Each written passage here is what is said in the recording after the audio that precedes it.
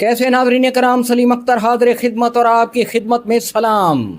लो भाई, आज फिर अच्छन भाई चिंघाड़ते हुए चिल्लाने लगे, मोहल्ले से खताब फरमाने लगे, क्या है गुलामों, तुम्हारी आला दर्जे की गुलामी को देखते हुए, तुम्हारी परले दर्जे की बुज़दिली को बारीक बीनी से देखते हुए असेंबलियों में बैठे वारदातियों के टोले ने तुम गुलामों के लिए कौमी असेंबली से कामयाबी से एक कानून पास कराया और पास करा के सेनेट में ले आया।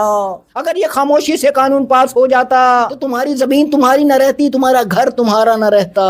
कोई भी टेलीकॉम कंपनी का नुमाइंदा आता, तुम्हें घर से बाहर बुलाता और हुक्म सादिर फरमाता, क्या है गुलाम इब्ने गुलाम, जरा बाहर निकलिए, जिसके बनाने में तुम्हारी उम्र लगी है, हमने वो तुम्हारा आशियाना पल भर में उजाड़ना है, यानी तुम्हारे आंगन की छाती पर हमने अपना खंबा गाड़ना है।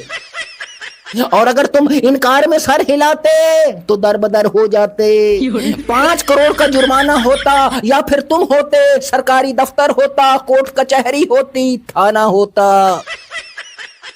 और इसे खामोशी से कौमी असेंबली से पास कराने में हर पार्टी के वारदाती शामिल थे। मगर ए गुलामों, किसी ने खबर लीक कर दी है जिसके बाद शोर मच गया है। अब उसमें रद्दो बदल करेंगे, मगर ये मत सोचिएगा कि तुमसे अदल करेंगे। इसके बाद अच्छन भाई के जहन में न जाने क्या आई कि उसने टॉपिक बदल लिया। अचानक नून लीग के गुलामों यानी पटवारियों से खताब करने लगे, क्या पटवारियों, ए महकमा पटवारियाने बदज़बान, कहाँ है तुम्हारी जबान, जिस जबान से तुम एक जमात के खिलाफ आग और झाग बहाते थे, उस जबान को तुम लोगों ने कहाँ छुपा रखा है, क्योंकि एक फैसल वाडा ने तुम्हारे पूरे लश्कर को आगे लगा रखा है। वो तुम्हारे लीडर को, मर्दे बीमार को, 7 समंदर पार को कभी चोर डाकू इश्तियारी फरारी मफरूर भगौड़ा कहता है, कभी उसे भेड़ बकरी खच्चर घोड़ा कहता है। मगर एक वाडा के सामने तुम्हारी जबान तालू से चिपक गई, तुम्हारी जबान को लकवा मार गया। एक वाडा के सामने तुम्हारी जबान लरस गई, तुम्हारी जबान ने अल्फाज का साथ छोड़ दिया, तुम्हारे हलक में अल्फाज ने दम तोड़ दिया। आखिर क्यों क्यों क्यों क्यों? क्योंकि वो उस निजाम का बंदा है जिस निजाम की गोद में तुम्हारे लीडर बैठे हैं। तुम्हारे लीडर उस निजाम से क्या टकराएंगे जिस निजाम के एक चेले चपाटे चमचे कड़छे मालशी और पालशिए के सामने लेट गए हैं। उसके सामने उनकी गिद्धी बंधी हुई है, वो लरस रहे हैं, वो भगिया रहे हैं, कांप रहे हैं। भाई बहनों, ये मैं नहीं कह रहा, ये अच्छन भाई की बात थी, उसकी तकरीर थी, मोटा मोटा मैंने आपको बता दिया है। उसने लंबी तकरीर की थी, पूरी तफसील से नहीं बता सकता भाई मैं, मुझे बहुत सारे अल्फाज भूल गए हैं, मुझे नहीं पता, मैं ये सब नहीं कह रहा, अच्छन भाई की बातें बता रहा हूँ आपको। और उसके बाद भाई मियां स्विट्जरलैंड में सैर सपाटे के लिए अपने खानदान के साथ, अपनी औलादों दमादों और प्यादों के साथ, सुना है बड़ा जहाज तैयार किया हुआ था, कपड़े छपड़े तैयार किए हुए थे, परस शरफ तैयार किए हुए थे, ताकि वहां उतरे, वहां जाके स्विट्जरलैंड में, और वहां लोगों को दिखाएं कि जिस कौम का बच्चा बच्चा IMF के 3.5 लाख का मकरूज है, उस कौम के हुक्मरान कितने अमीर है। वहां सैर सपाटा करना था, होटल्स बुक हो गए थे, घूमना फिरना था, छुट्टियां मनानी थी अपनी औलादों दमादों और प्यादों के साथ, ऐश करना था, सैर सपाटे करने थे।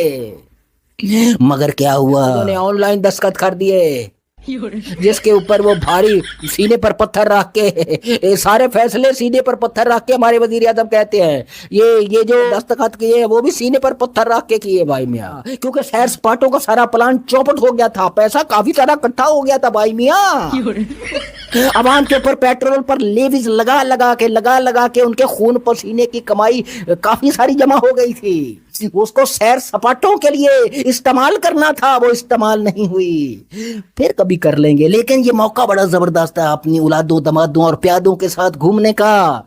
मगर क्या बड़े बड़े लीडर भी आने थे, हो सकता है इनकी औलादों दमादों और प्यादों को उनके साथ तस्वीर खिंचवाने का भी मौका मिलता, मगर ये सब سب جو ہے نا مس ہو گیا بھائی میاں، سب مس ہو گیا بھائی میاں، لیکن سلوٹ ہے ایران کو، خدا کی قسم اس نے جگرا دکھایا ہے، اس نے ایسا جگرا دکھایا ہے، سپر پاور کو گھٹنوں پہ لے آیا ہے۔ سنا ہے 300 ارب ڈالر بھی ملنے کی امید ہے، 300 ارب ڈالر ملنے کی امید ہے، اور اس کے جو اپنے ڈالر وہاں منجمد ہو گئے تھے اثاثے وہ بھی ملیں گے، اور اس کے علاوہ اپنے ہرمز پر بھی اس کا کنٹرول رہے گا، اپنے میزائل بھی بنائے گا، اپنا تیل بھی کھل ڈول کے بیچے گا۔ مگر ادھر ایک ہم ہیں سفارتی سطح پر کامیابیوں کے دعوے کرنے والے، ہم ایران سے سستا تیل اپنی قوم کے لیے خرید بھی نہیں پائیں گے۔ یہاں اندر کی خبر رکھنے والے بہت بڑے بڑے جو تجزیہ کار ہیں وہ یہ بتاتے ہیں کہ جان بوجھ کر تیل نہیں لیا جاتا، اگر وہاں سے لیا جائے گا تو اس کا فائدہ پاکستانی قوم کو ہوگا،